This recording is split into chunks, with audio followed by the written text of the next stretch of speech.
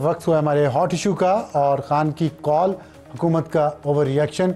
Latest सूरत हाल क्या है? अली बिन गंडापुर पेशावर से आ रहे हैं, वो सवाबी के मकाम पे छछ, सवाबी दरिया के उस तरफ है, दरिया सिंध के, और दरिया के इस तरफ छछ इंटरचेंज है पंजाब में, वहाँ पहुँचे हैं। हमें ज्वाइन करेंगे सजाद हैदर, हमारे नुमाइंदा समा के, उनके काफ़िले के साथ चल रहे हैं। सजाद साहब अस्सलाम वालेकुम।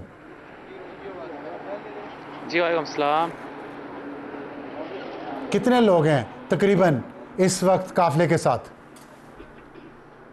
जी बिल्कुल, तकरीबन 12 बजे का टाइम दिया गया था सवाबी इंटरचेंज का, लेकिन वज़ीर आला खैबर पख्तूनख्वा जो है अली अमीन गंडापुर वहाँ पर जो है दोपहर को 3 से 3:30 के दरमियान जो है पहुँचे, लेकिन वहाँ पर रश होने के बायस जो है उनको कंटेनर आने तक काफ़ी जो है वक्त लग, जिसके में मगरिब की नमाज भी होगी। मगरिब की नमाज तो होने के बाद तकरीबन 6 बजे के करीब जो है वज़ीर आला की सदारत में काफ़िला जो है सवाबी इंटरचेंज के रेस्ट एरिया से जो है रवाना हुआ, और अभी इस टाइम जो है 25 किलोमीटर के मुसाफत पर वाक़ छछ इंटरचेंज, वहाँ तक ये काफिला नहीं पहुँच चुका। कारकुनान जो है वो वज़ीर आला के कंटेनर के आगे आ रहे हैं और पैदल चल रहे हैं, जिसकी वजह से काफिला जो है काफ़ी सुस्त इस टाइम चल रहा है, और काफिले में जो है तादाद का गाड़ियाँ भी हैं और ख़वातीन भी हैं जो शामिल है, और वो काफिले के साथ साथ जो है पैदल जो है कंटेनर इस टाइम जो है मोटरवे के ऊपर रवाना है और छछ इंटरचेंज के मकाम के करीब पहुँच चुका है।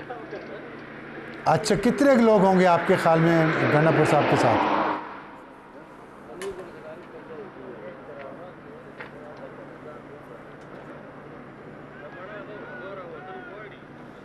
सजाद, कितने लोग होंगे तकरीबन गंडापुर के साथ, और कितनी गाड़ियां हैं? क्या सरकारी गाड़ियां भी शामिल हैं इसमें? जी, गुज़िश्ता जलसों रैलियों में तो हमने देखा था कि रेस्क्यू की मशीनरी भी शामिल थी और हैवी मशीनरी के साथ साथ एम्बुलेंसेस भी होती थी, लेकिन इस दफ़ा जो है रेस्क्यू की कोई मशीनरी इस रैली के अंदर शामिल नहीं है, जबकि एम्बुलेंसेस भी सरकारी तौर पर कोई एम्बुलेंस नहीं है। एक वज़ीर आला के प्रोटोकॉल की जो एम्बुलेंस होती है रेस्क्यू की, वो इस काफिले में कंटेनर के साथ चल रही है, जबकि दीगर प्राइवेट एम्बुलेंस हमारे साथ ही रहिएगा, हमारे साथ रहिएगा। हमें तारिक फजल चौधरी साहब ने ज्वाइन किया है, चीफ विप है पाकिस्तान मुस्लिम लीग नून के। तारिक साहब अस्सलाम वालेकुम, मैं आपसे बात करता हूँ। मैं एक सवाल सिर्फ सजाद साहब से पूछूं। सजाद, आपको मेरी आवाज आ रही है? तो ये बताइएगा कि बुशरा बीबी काफिले के साथ हैं या नहीं है? जी, बुशरा बीबी पेशावर से तो रवाना हुई थी काफिले के साथ, लेकिन वो अली अमीन गंडापुर के साथ नहीं थी, अलग से गाड़ी में मौजूद थी। जबकि अली अमीन गंडापुर सवाबी में आए, कंटेनर के ऊपर सवार हुई, लेकिन बुशरा बीबी उनके साथ कंटेनर पर नहीं थी। यही बताया जा रहा है कि बुशरा बीबी जो है काफिले में गाड़ियों में पीछे रवाना है, और अली अमीन गंडापुर जो है इस टाइम काफिले की क़यादत कर रहे हैं और छछ इंटरचेंज की जानिब रवाना है, और बड़े सुस्त अंदाज में जो है ये काफिला चल रहा है।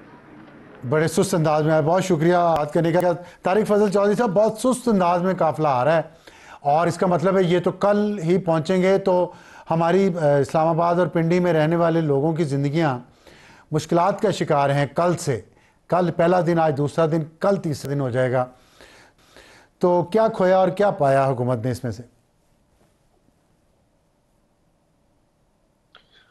बहुत शुक्रिया अफसार साहब। देखिए, गुजारिश ये है कि इसमें कोई शक नहीं है कि इस्लामाबाद में इंटरनली भी कुछ जगह पे रोड्स बंद हैं, और इस्लामाबाद की जो एंट्रेंस है उसमें जो एंट्री है उसको रिस्ट्रिक्ट किया गया है। बुनियादी वजूहात उसकी दो हैं। एक तो ये कि इस वक्त जो है बड़ा एक हाई पावर डेलीगेशन बेलारूस का वो आज इस्लामाबाद में पहुंच चुका है, और कल इंशाल्लाह बेलारूस के जो सदर है वो भी तशरीफ ला रहे हैं, और उनकी सिक्योरिटी जो है वो उसे फुल प्रूफ बनाना ये हुकूमत की जिम्मेदारी है। और दूसरे नंबर पे जो इस्लामाबाद के रेजिडेंट्स हैं, इस्लामाबाद में जो प्रॉपर्टीज़ हैं, निजी हैं, सरकारी हैं, इस्लामाबाद में जो हसास बिल्डिंग्स हैं, स्टेट के जो इदारे हैं उनकी बिल्डिंग्स हैं, उसके अलावा डिप्लोमेटिक कोर है, इस तमाम की सिक्योरिटी को फुल प्रूफ बनाने के लिए और जान माल के तहफ़्फ़ुज़ के लिए शहरियों की ये इक़दाम किए गए हैं। बुनियादी तौर पर पाकिस्तान तहरीक इंसाफ की क़यादत को ये सोचना चाहिए कि हर 10 दिन बाद वो एक कॉल देते हैं और उसके बाद ये तकालीफ शहरियों को उठानी पड़ती है। इससे वो हासिल क्या करना चाह रहे हैं? उनका एहतजाज पहली बात तो ये कोशिश वो करते हैं कि पुरतशद्दुद हो, उसमें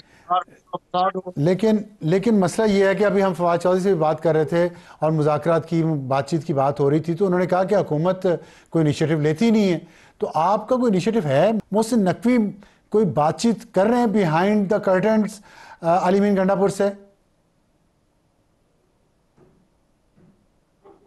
देखिए, बिहाइंड द कर्टन्स तो बातचीत होती रहती है, होनी भी चाहिए। मैं तो कहता हूं कि बिहाइंड नहीं, फ्रंट ऑफ द कर्टन्स होनी चाहिए। पाकिस्तान जिन हालात से गुजर रहा है उसमें जब तक सियासी जमातें और उनकी क़यादत बैठेगी नहीं और बैठ के यकनकाती एजेंडा के मुल्क को कैसे आगे लेके जाना है, इसमें बात नहीं करेगी, पाकिस्तान के मसाइल इस तरह हल नहीं होंगे। ये खींचातानी, ये अफरा तफरी, मुल्क में पॉलिटिकल अनसर्टेनिटी क्रिएट करके पाकिस्तान तहरीक इंसाफ को कुछ नहीं मिलने वाला। या तो वो कोई जेल ब्रेक करके इमरान खान साहब को इस एहतजाज के बाद लेके जाना चाहते हैं, वो पॉसिबल नहीं है, और उसके बाद 26वीं अमेंडमेंट को रोल बैक करना चाहते हैं एहतजाज के नतीजे में, वो पार्लियामेंट से ही होगी 2/3 अक्सरियत से रोल बैक, उसके अलावा मुमकिन नहीं है। और कौन सा ऐसा टारगेट है जो वो इस एहतजाज के बाद हासिल करना चाहते हैं? आप देखें वज़ीर आला जो आपने अभी बताया कि वो जनाब एक लाओ लश्कर लेके इस्लामाबाद की तरफ रवां दवा है। पिछली दफा भी उनके साथ ऐसे लोग शामिल थे जो मुसल्ला हैं, मरने मारने की बातें कर रहे हैं। एक सूबे का वज़ीर आला वफाक के ऊपर और पाकिस्तान के दारुल खिलाफे के ऊपर चढ़ाई कर रहा है। दूसरी तरफ देखें कि पारा चनार में 50 से जायद लोग जो हैं वो उनकी शातें होती हैं, गोलियां मार दी जाती हैं उन्हें, और वो 200 गाड़ियों का काफिला जा रहा है पारा चनार, उसमें फायरिंग हुई है। वहां गए हैं वज़ीर आला? 50 से जायद घर है जहाँ पे सोग और मातम का आलम है, और ये अब कंटेनर पे चढ़े हुए हैं और जनाब जुल्फे संवार रहे हैं और इस्लामाबाद की तरफ रवां दवा है। यार अब खौफे खुदा करें, आप क्या लोग बिल्कुल हैं? बिल्कुल कोई आपको एहसास है कि आप एक सूबे के कोई चीफ शक नहीं है। लेकिन लेकिन ये बताइएगा, आप सरकारी लेके इस्लामाबाद में, ठीक है, लेकिन ये बताइएगा कि 3 दिन तो जी जी अब हम समझे गए, 3 दिन तो गए ना, 2 गुजर गए, कल का भी ऐसे लग रहा है, और स्कूल भी बंद कर दिया आपने, कल भी स्कूल बंद कर दिए हैं, इस्लामाबाद और पिंडी के दोनों स्कूल बंद हैं, मेट्रो बंद है, ज़िंदगी यहाँ पे रुक गई है इस्लामाबाद में, ब्लू एरिया सारा बंद है, इस्लामाबाद में छोटे छोटे रेस्टोरेंट भी बंद हैं, लोगों को खाने पीने में मुश्किलात आ रही हैं। आपके ख्याल में ये 3 दिन से ज़्यादा कितने दिन मजीद चलेगा? कुछ आवाम को बताइए।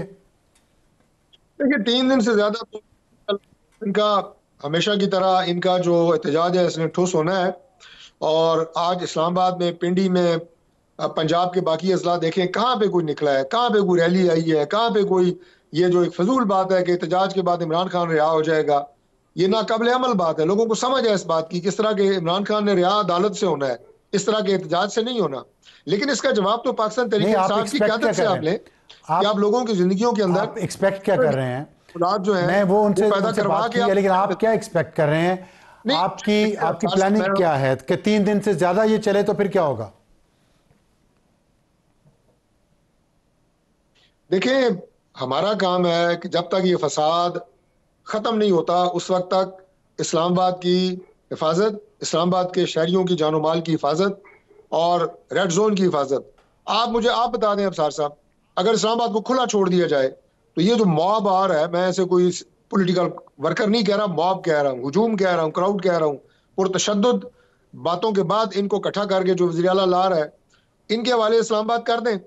आपके स्टूडियो से खुदा को है फर्नीचर तक उठा के ले जाएं।